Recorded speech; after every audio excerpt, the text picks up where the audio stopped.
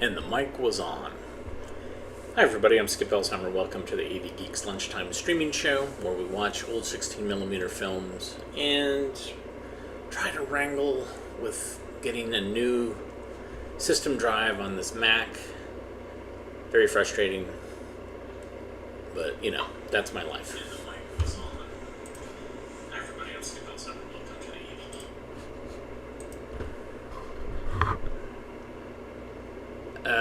Anyways,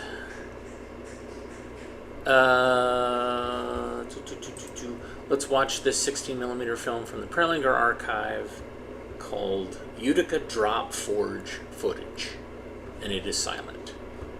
Enjoy.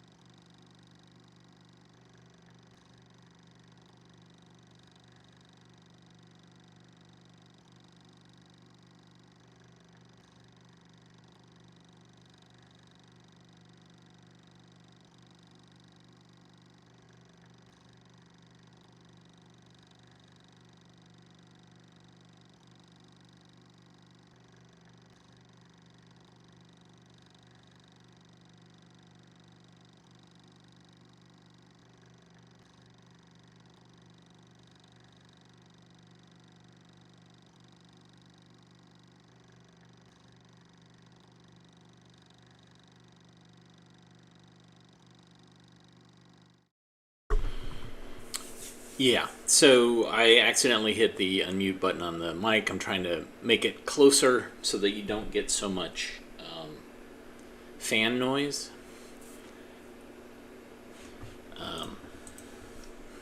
Behind the scenes. All right, so there was a series that came out by the National Association of Manufacturers, or National Manufacturers Association, which was this kind of, it'd be episodes that I think were weekly, maybe monthly, but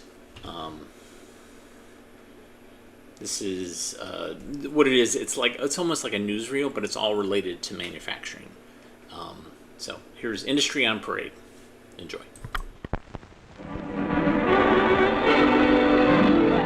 Industry on Parade. A pictorial review of events in business and industry, produced each week by the National Association of Manufacturers.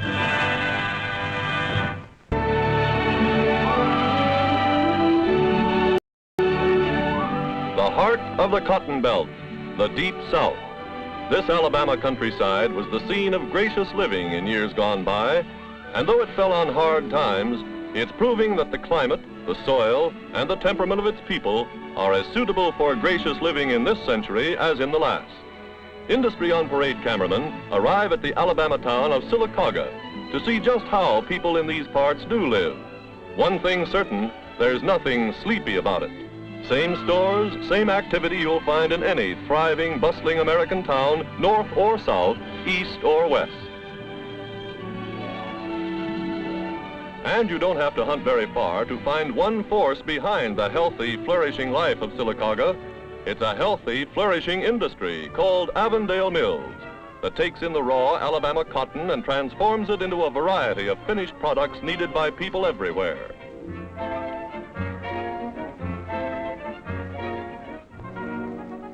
From the opening machines, the cotton is sent along to pickers, where it's partially cleaned, emerging in the form of a loose blanket called lap. On the card, thousands of fine wire teeth will comb out additional foreign matter and begin to lay the fibers parallel to each other. Then begins the process of drawing the fibers out. 6 strands are fed onto a roll that moves just 6 times as fast as the feeding rolls. And after being drawn and spun again and again, the yarn is finally ready for the looms.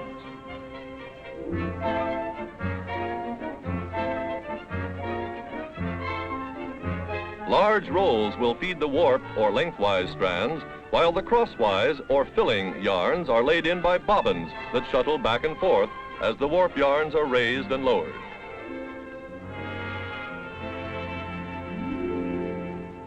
This particular fabric is corduroy, and disc blades cut the grooves called wales.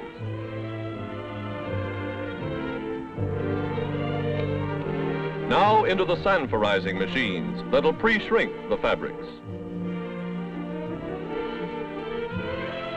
It's in this way that many of the people of Sylacauga spend their working days, applying special skills to the handling and processing of a fiber that's special to their part of the country. And for that matter, the town of Sylacauga and Avondale Mills are something special too, for they've created more than just another boom town. Here the roots go deep. The Comer family that founded Avondale Mills wanted things like swimming pools for the kids. It wanted pleasant accommodations for visitors. It wanted a good library to open new worlds to seeking minds. It wanted the finest medical care obtainable for every member of the community. Not only attention for the sick, but preventive medicine for the healthy. The best there was.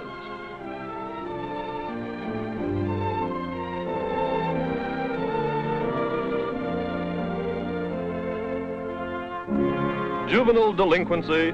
Hardly among boys like these, boys whose natural vitality finds a natural outlet and wins awards for achievement.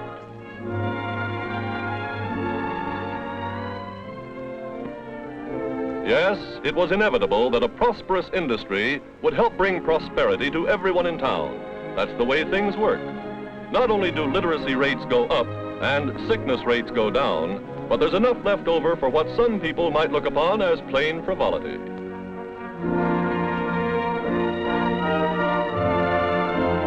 But where the roots really go deep are in the home. And thanks in large part to a company financing program, today 85% of Avondale employees own their own homes. Many of them are farm homes, where the owners grow food for their own tables and find a happy combination of the best in city and country life. Truly a company that's found a partnership with the people.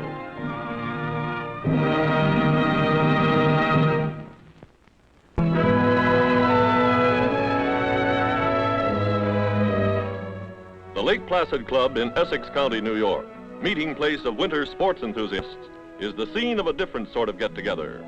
In progress is a school for bosses, where presidents and other front office executives of companies large and small assemble for the 22nd Annual Institute on Industrial Relations, sponsored by the National Association of Manufacturers. Together they'll work out the answers to tough problems whose solution will help not only employees and individual companies, but the nation as a whole. At informal sessions like this, men from such widely separated points as New England and Hawaii pool their experiences.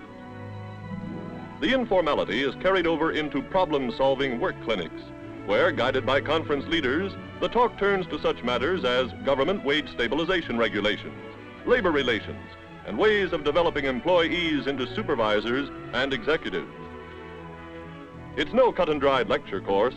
The leaders of industry learn as much from each other as they do from discussion leaders. But their thinking is stimulated by such basic questions as, why is a person paid a salary or wage?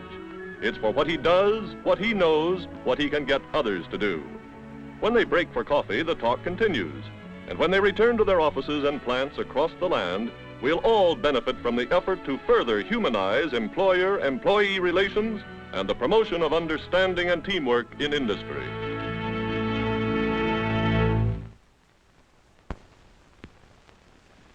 Inflation is not new. It has existed since ancient times and has hit nearly every country in the world. In America, we've experienced inflation for the past dozen years. Inflation caused by government debt and easy credit policies which cut the value of our dollar nearly in half. The way to stop inflation is to increase production, reduce government spending, curb private and public credit policies from making inflationary loans, and put the cost of government, including defense spending, on a pay-as-we-go basis by adopting a sound tax policy. We must lick inflation.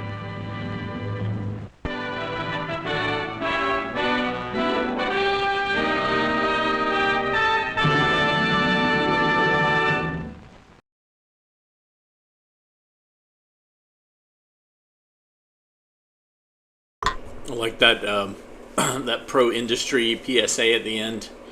It's like, oh, by the way, can you do us a solid and stop regulating us?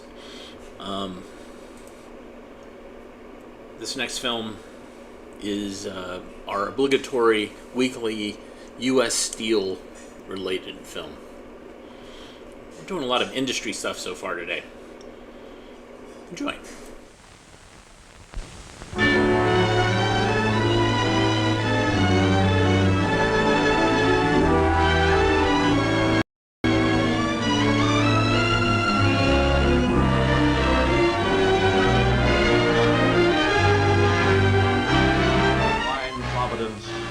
We mutually pledge to each other our lives, our fortunes, and our sacred honor.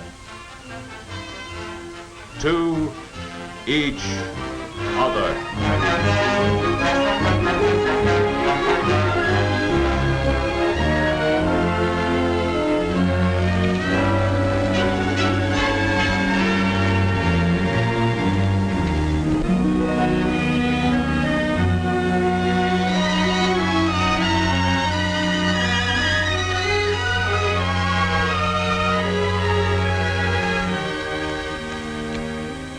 Dear Dad, your letter came today, and thanks for the news about home.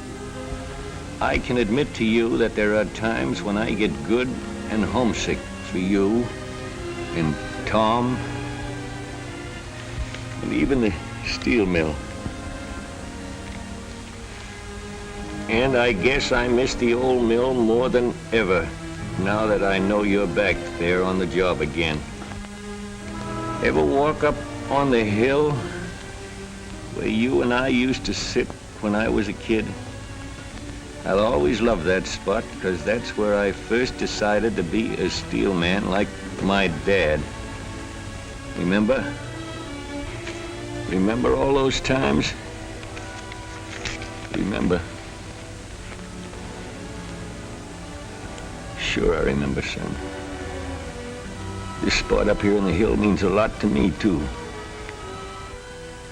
Whenever I sit up here, I miss you the most. Maybe it's because I feel closer to you up here.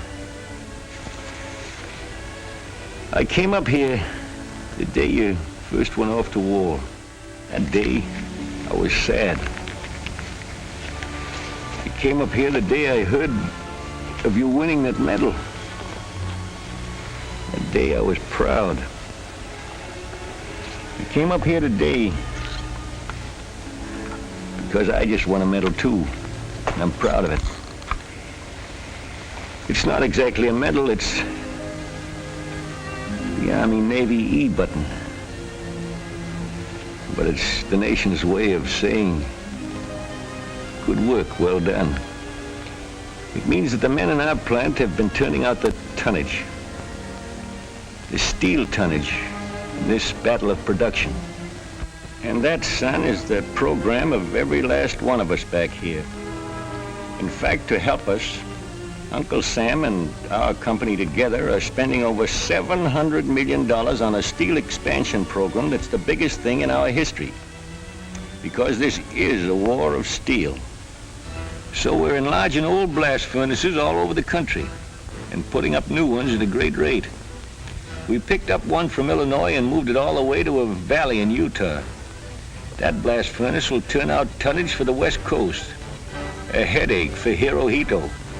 And right in the heart of the biggest steel plant in the world, there are some immense new open hearth furnaces, turning out the kind of tonnage the country needs. And pretty soon, more of it will be rolling out of the big new open hearth furnaces that are being rushed along in Pennsylvania. Wouldn't surprise me if they broke some records out west. With the new open hearth furnaces being built there, it's a war of steel. And that means we need plenty of high-grade electric furnace steel. So, new electric furnaces are springing up, almost before you can say Jack Robinson. There's a new rolling mill in Alabama that's increased its capacity 50%. Turns out big plates, 140 inches wide. They tell me it's a honey.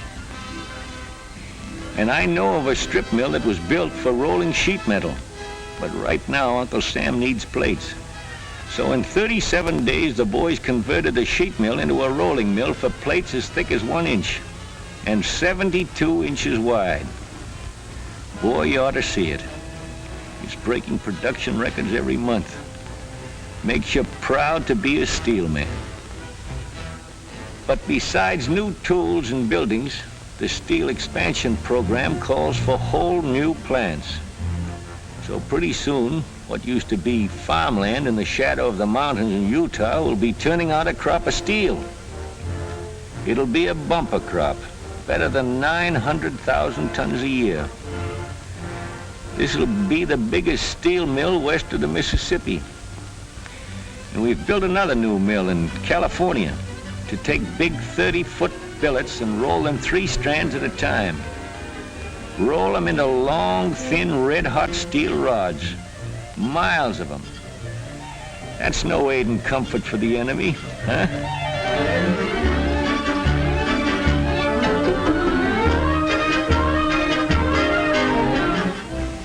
Then, of course, there's steel pipe for oil pipelines. That's a war weapon, too. They call that pipeline Big Inch. It's made in a plant in Ohio, and the only mill in America that can turn out such quantities of seamless pipe that big. We gotta make steel, yes. And we gotta shape it, too. transform it into the weapons of war. For instance, springs. I guess you know by now how much the reliable operation of a machine gun depends on good spring steel made into links for the ammunition belts. Spring steel is formed into springs for big guns, too. Some of them are for anti-aircraft guns. Then there's a lot of tiny springs for all kinds of automatic weapons. You fighting men need millions of springs, and we're making them. There's still another way of using steel for war. All kinds of wire are braided into cables, some for military telephones and radios, and we're spinning steel pipes into big bombs. It's the world's newest and most efficient way of making bombs.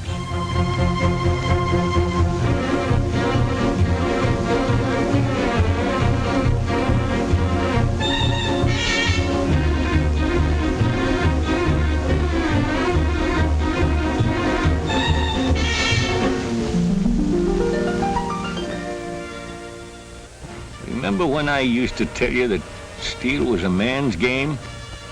But in this war, women have joined the ranks of the steel makers. You should see them at work in quite a few of the plants and mills around the country. There's a plant in Pennsylvania that used to be a sheet mill, but now its job is cutting and shaping the extra tough protective armor that's needed. Women in that plant are getting so they're really skillful in their jobs, helping to turn out armor for American tanks. We're making a flock of calling cards for you boys to deliver with our compliments.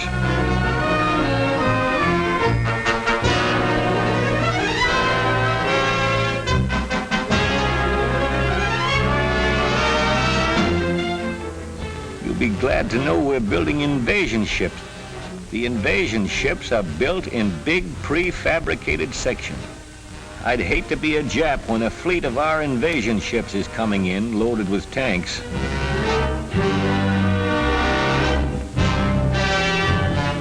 We're building a lot of ships, good staunch merchantmen and hard-hitting fighting ships and escort vessels to protect our convoys.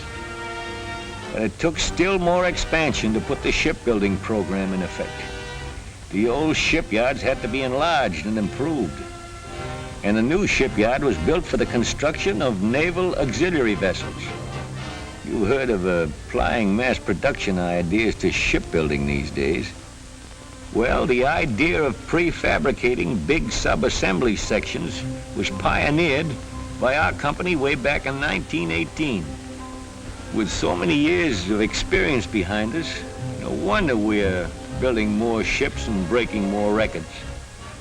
And would you get a real thrill if you could see one of our quadruple launchings?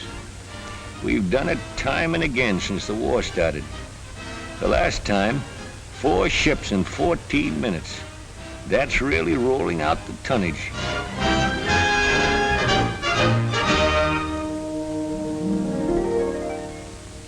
So you see, son, why I say I'm proud of being a steel man.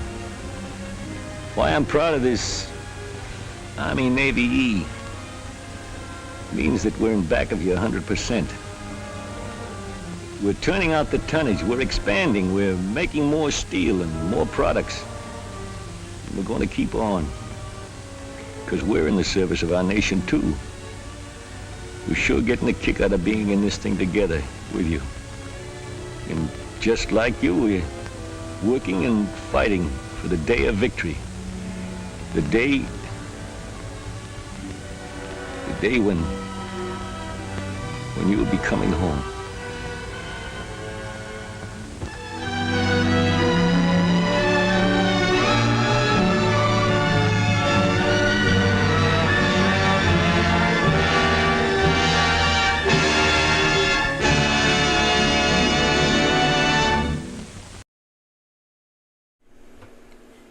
Wow. Walter Brennan. I was like, that doesn't look like him, but boy does it sound like him. Holy cow, that guy can affect a rural character voice.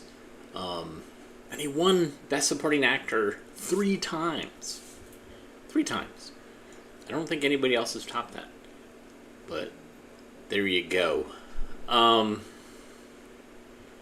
only knew him from The Real McCoys, which is a show that would be on when I would wake up in the summer as a kid and like start watching television for what was it, like 7 to 8 hours a day. So it was on one of the UHF channels, and I really did not like it. But he would walk with this limp, and he would like kind of do this thing with his hands when he walked. And supposedly he didn't have a limp. That was something he affected. And he would say, Luke. All right. Back to life. This film is a mental health film, I believe. And let's watch and enjoy.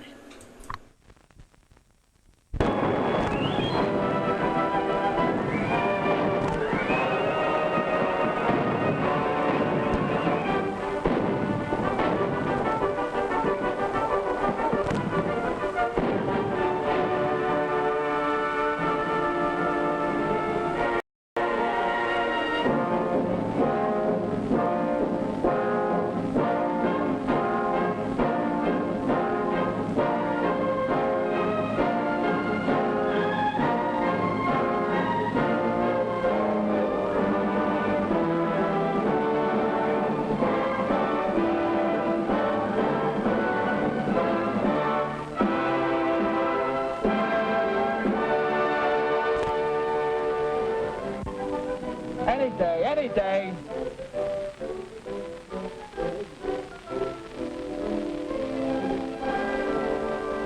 All right, let's go.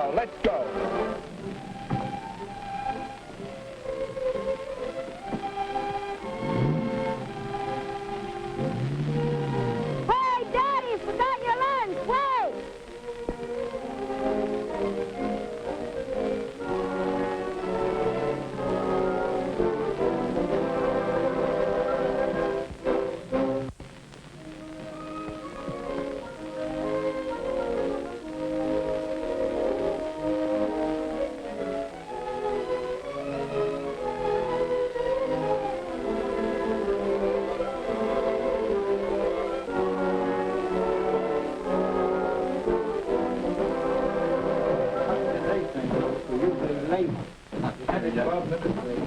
Never get this joint on time yet. Oh, what's it doing? Yeah. Look at that. It's made it. Look, I just walk it. Sure.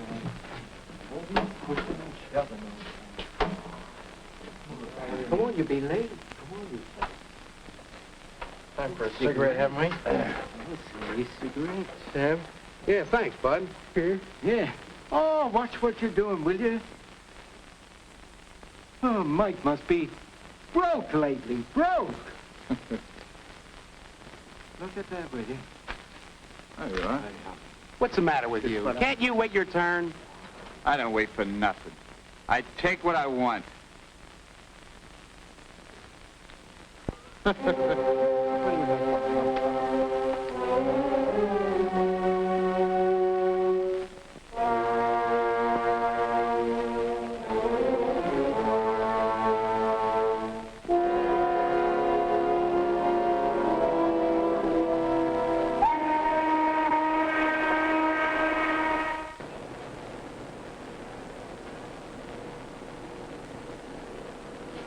You're Mr. Franklin, Personnel Director. Your secretary said I'd find you here. Jarvis, Rehabilitation Bureau. I'm mighty glad to meet you. I've been expecting you. We talked on the phone today. While you're here, can I take you around the plant a little bit? I would like that. Fine. Let's go this way here.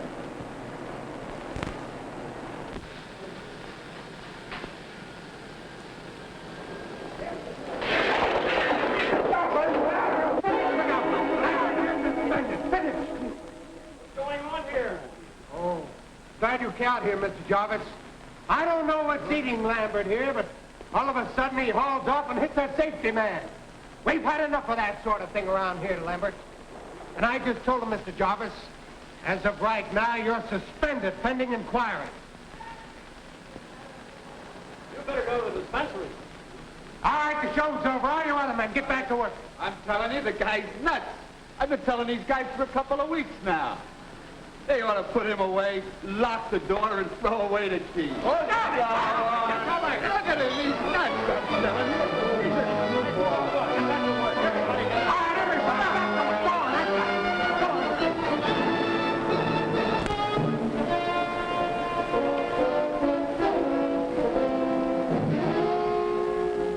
That man there who was just suspended, has he been with you long? Yes, 14 years. I've just been looking over his records. Was he a good worker? Yes, and not easily replaced. As a matter of fact, we'll probably have to fire him. There's nothing else to do in a case like this. But let's talk about you. I understand you're from the Rehabilitation Service. That's right. Here's my card. Well, attached to a mental hospital. Yes, Mr. Franklin, my job is to place in employment or reemployment those recovered patients released from the hospital.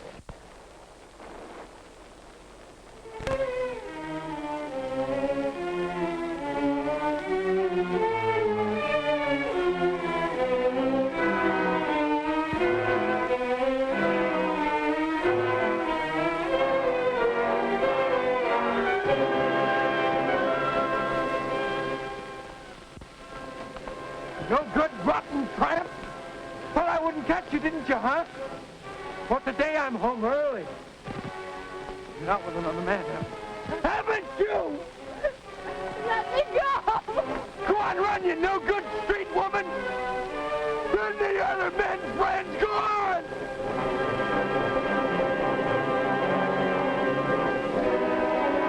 Go on!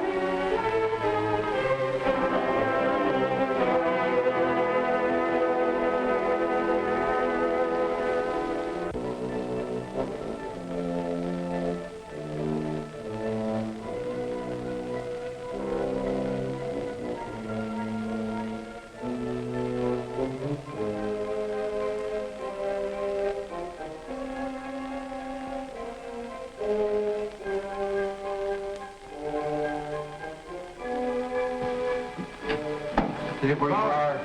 Bud, what's the matter? Stay right This there. isn't like you. You're a sick man. How's the afraid that's what's going on.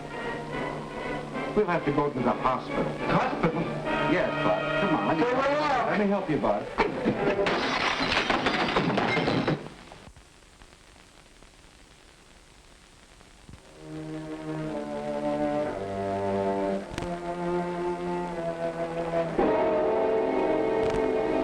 Yes, he's on his way.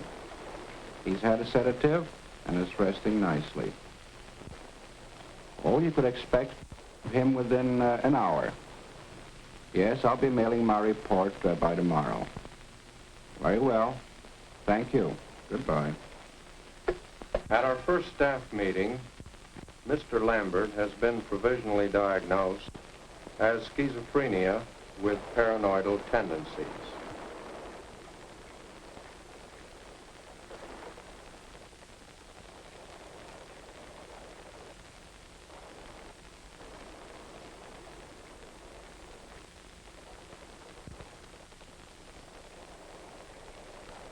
A physical examination and routine laboratory tests are underway.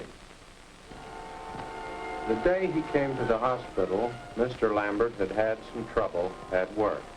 He stated that the foreman had become difficult, started finding fault with his work.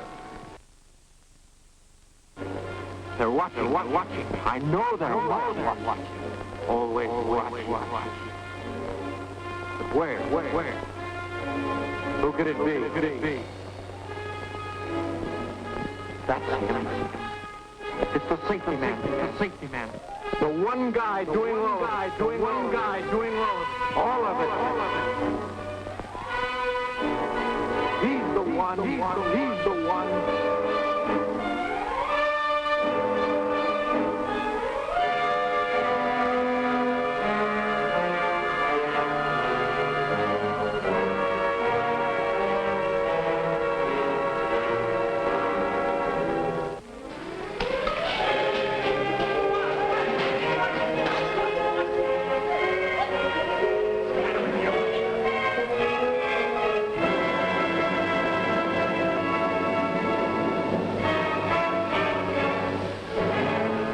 Since the patient at first refused to eat and became dehydrated, intravenous feeding was initiated.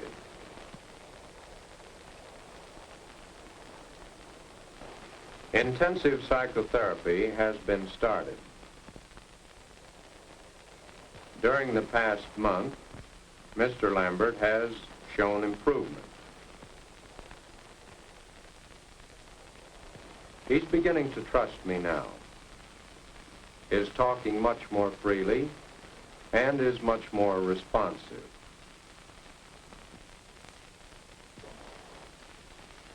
Occupational Therapy Department, Miss Marshall, this is Dr. Claymore. Remember my talking to you about Mr. Lambert? I was wondering, have you found a job that would make him feel important?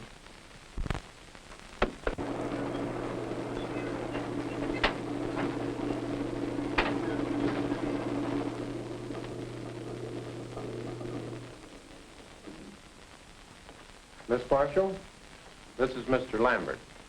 The records show that Mr. Lambert has had experience with looms, and I'm just hoping that he's going to be able to help us out of a tight spot. We haven't been able to get this loom balanced for months. How about it? Please. Oh.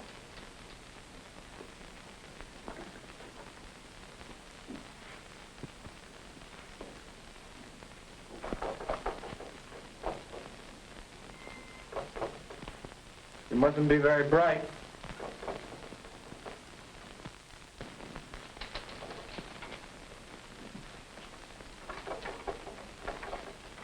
We got any decent tools around here?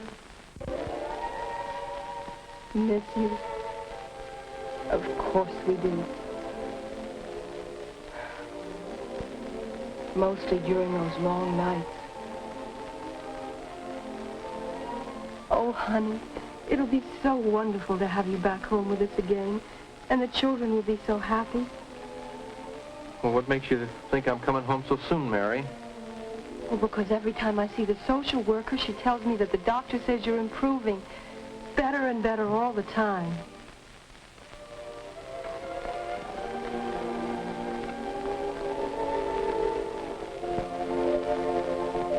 The patient continues to show improvement, and it is my opinion that he is ready to appear before social planning staff for consideration of a trial visit home.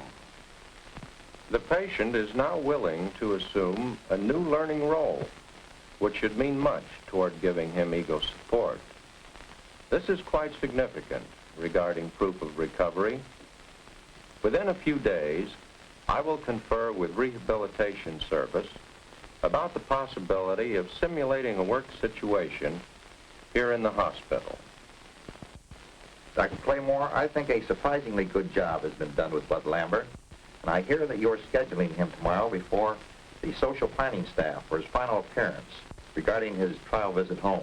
Yes, we're all very pleased with his progress. I think we can thank the entire staff, particularly Miss Marshall in occupational therapy. She's done an excellent job with Bud.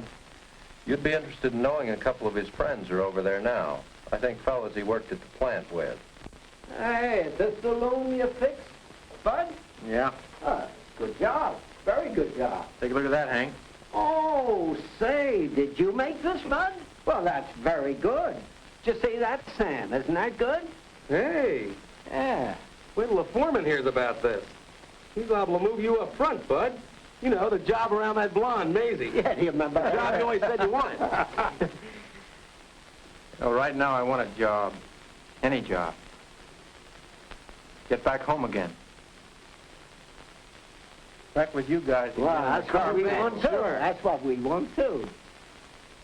Say, what's this? That's for the dance tonight. Dance? Yeah. You mean girls? Sure. Girls. Man, say, Bud, how long before I can get in this hotel? Come on. You guys now. You really believe he'll make it? You think the staff will recommend his release? Well, that all depends on how he handles himself at the staff meeting. Oh, you mean, for example, how he would answer a question? If you're sick again, what would you do? That's right. Now it's up to Mr. Lambert. In the meantime, I haven't been bothering him about it. Right now, he's over there putting the finishing touches on his costume for the masquerade they're having tonight. You know, he certainly is a lot better when he can show this much interest.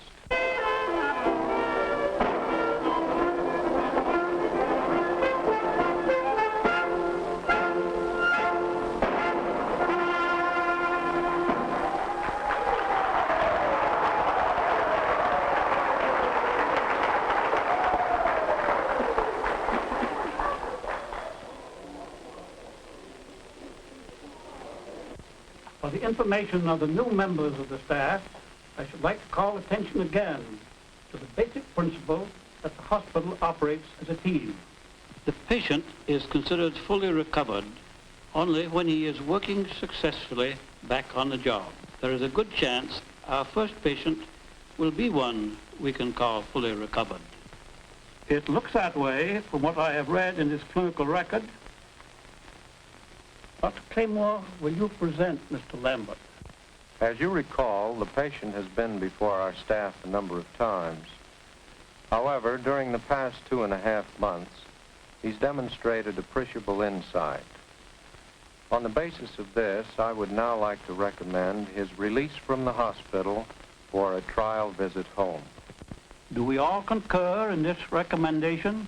Dr. Barnes, as staff psychologist, what is your conclusion after having seen Mr. Lambert? All psychological studies indicate that this patient has more ability than he's ever had the opportunity to use. This, of course, is a very frustrating situation. It's my opinion that he will not only be able to return to his former job, but in time he may even be able to assume supervisory responsibility. I would concur with Dr. Claymore's recommendation. Miss Brennan, as Mr. Lambert's social worker, what are the attitudes of the family and of the community concerning the possibility of Mr. Lambert's return home? I've talked with Mrs. Lambert a number of times. The family was under considerable financial pressure following Mr. Lambert's admission to the hospital, and we helped Mrs. Lambert secure financial assistance through the social agencies in her community. Mrs. Lambert has been greatly relieved to learn that her husband's accusation of her was but a symptom of his illness. She seems much more understanding of him now and is looking forward to the possibility of his returning home. As for the community, Mr. Lambert has been most fortunate. His minister has visited him often. His work associates have kept in touch with him. And even the school principal, whom I talked with concerning one of the children who was upset about his father, has become interested in the family. Miss Brennan, how does Mr. Lambert feel about attending our outpatient clinic in his own community in the event he leaves the hospital? I've talked this over with Mr. Lambert, and he seems glad for the opportunity to attend our outpatient clinic. Mr. Jarvis, what are the chances of Mr. Lambert's getting his old job back? I'm seeing the personnel director for a final decision within the next few days. Ask Mr. Lambert to come in.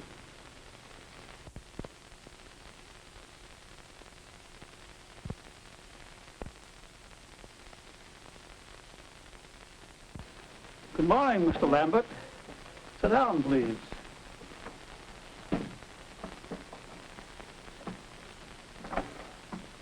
We are hearing nice things about you.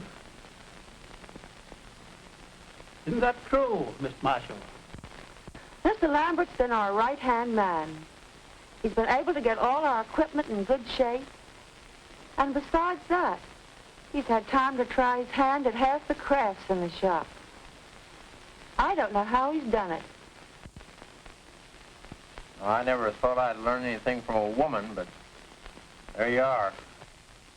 I sure lost up that last job, didn't I? Mr. Lambert, we're thinking seriously of sending you home. What do you think of the idea? Think of it. I could take care of my family again. Be with my wife and my children. Go back to work. Well, if I can find a job. Doctor, I'd be coming back to life again.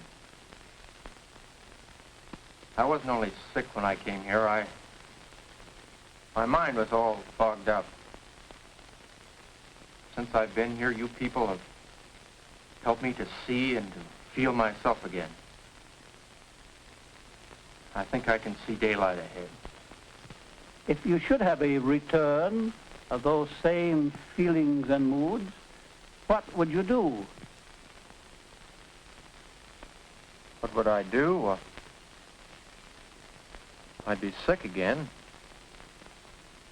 If I was sick again, I'd need a doctor. Dr. Claymore, would you take me back as a patient?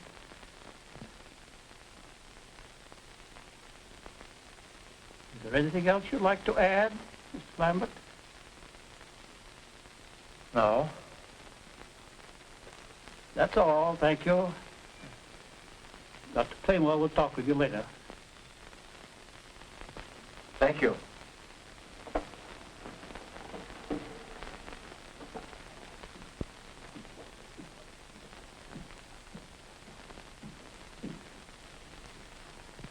I think we will all agree the patient seems quite well.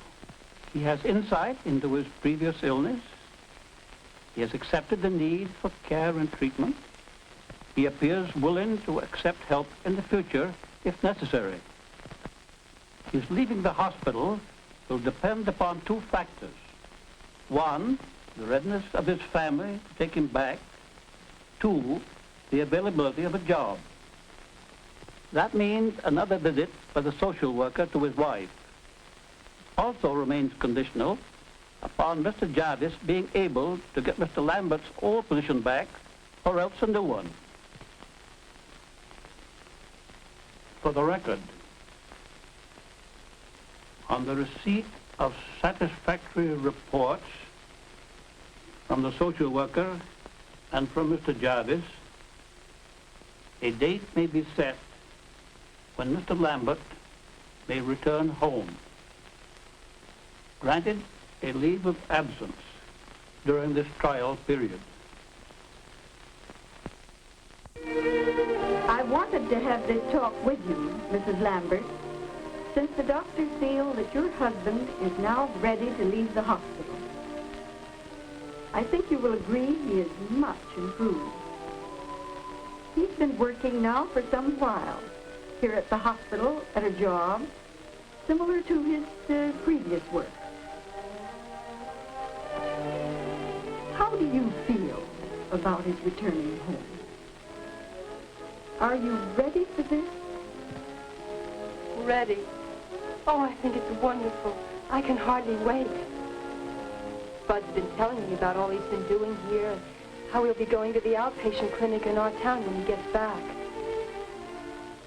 Oh, Miss Brennan, I can't thank you enough. The children will be so happy. We've been looking forward to your return at the church. I saw the choir director yesterday, and he said that he's been holding a place for you in the choir. I suppose you still sing baritone? Yes, I sure do. Maybe a little more mellow. Thanks for all the good you've done for me. All of you. It sure has helped a lot. Mr. Jarvis, you and I have had a series of conferences. I don't know what to say. I really don't. Well, first, Bud Lambert is able to do the job. You said he was a good worker before he was sick. And now we have been able to observe, through test situations and an actual trial work program within the hospital, that there hasn't been any significant loss of skill as related to his old job. Quite probably, a good bit of this man's frustration is that he was capable of doing much more than he had ever done before. It's even possible in this case, as our psychologist has brought out, that at some future date he may be able to assume even more responsibility. We can't always say this, for often we can only recommend reemployment where the job demands have been scaled down, possibly under changed working conditions. But in Bud Lambert's case, is a skilled and valuable worker able to do his job. Once again, he is steady and reliable. I'm not convinced. Mr. Franklin, you know what Bud Lambert has said to me? He said, if I can't be rehired on this job on the basis of my ability to do the job, then I'll take a little longer, and I'll look elsewhere. And he said, I don't want pity. Did he really say that? Okay, we'll take him back.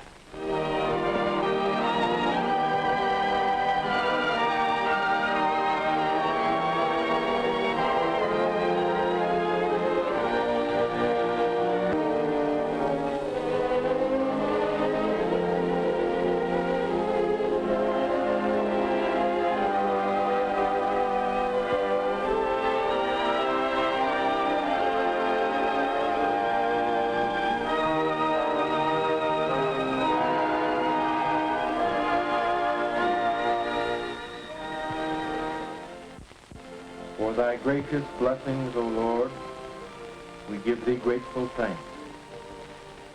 Amen. And for the sun, the earth, the air, for friends also, we give thanks.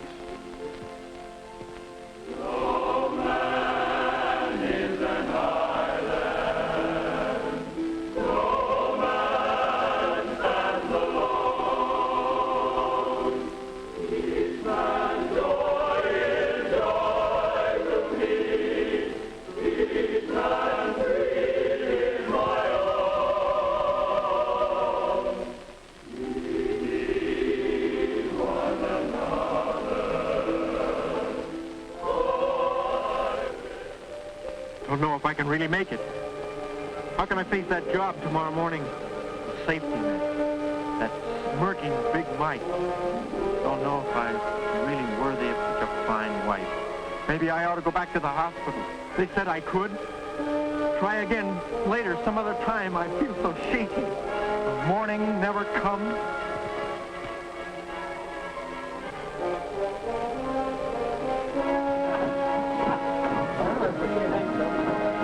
Burn it down. Don't shut me over there. I can't. There you go again. It'll be good to see the whole gang again. Yeah, won't it, Phil? Come on now, let's get a gig on. Come on, they're on me. Oh, cigarettes. There you go, Sam. Sure, thanks, Bud. Say, this is like old times. Yeah, like old times. Hey, just like old times. Yeah, it's almost like old times, but better. Yeah, much better. Oh, thanks a lot.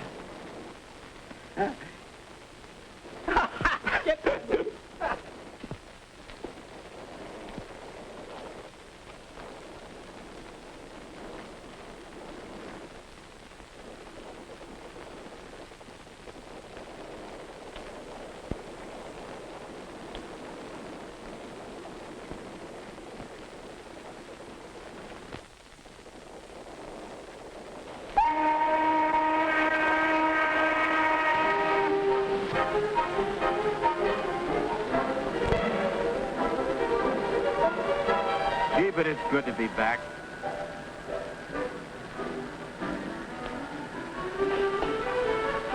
That foreman is such a friendly guy.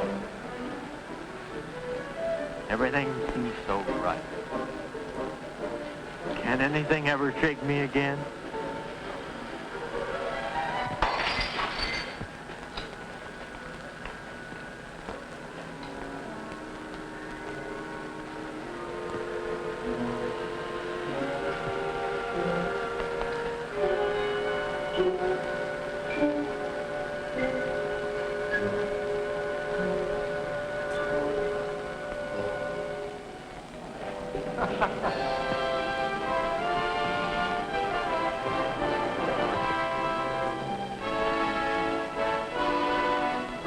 What do you know? Wonder how long this is going to last. Yeah. Well, we'll see. Yeah, we'll see.